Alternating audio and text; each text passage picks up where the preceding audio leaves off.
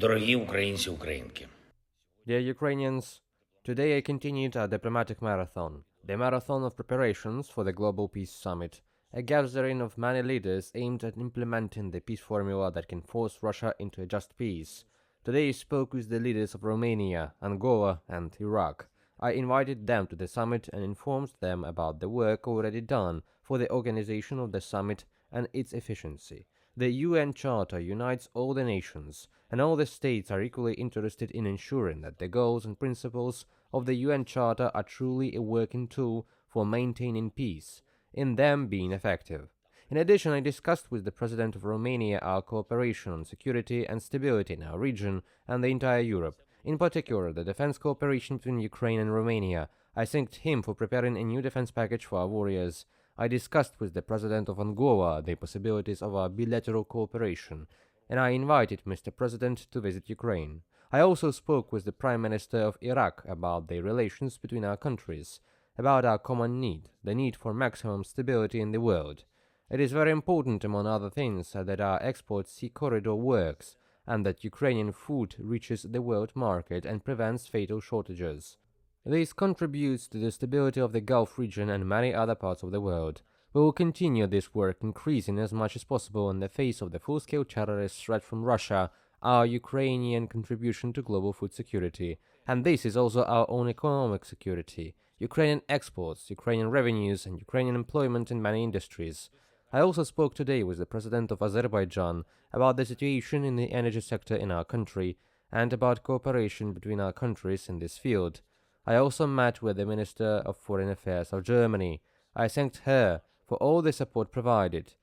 Germany is one of the most important partners for us. We also discussed our further joint work, both in the security and political spheres and in a context of our European integration.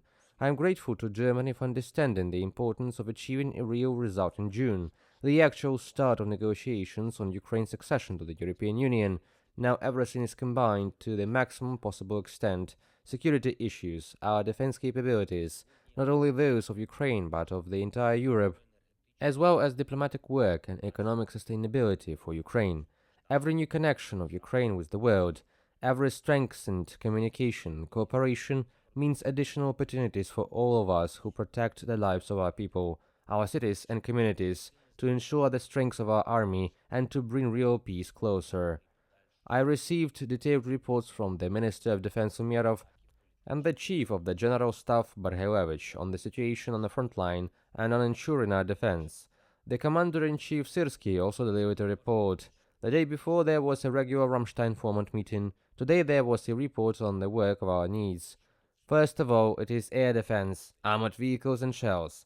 All partners are fully informed about our actual needs and the real situation on the front.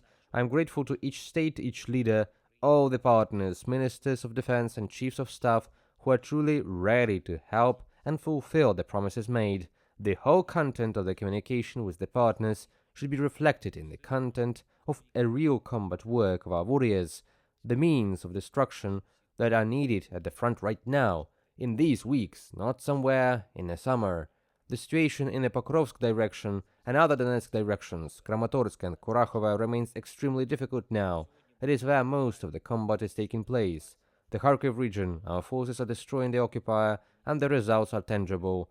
I thank all our warriors for their accuracy and resilience. I thank everyone who fights and works for our country and people. I thank everyone who enhances our defense capabilities. Today I had an opportunity to meet with our young scientists working in various fields, as well as with the very young ones who are still planning to start their careers and planning to do so in Ukraine, which is important. I thank everyone who stands with Ukraine. Glory to Ukraine.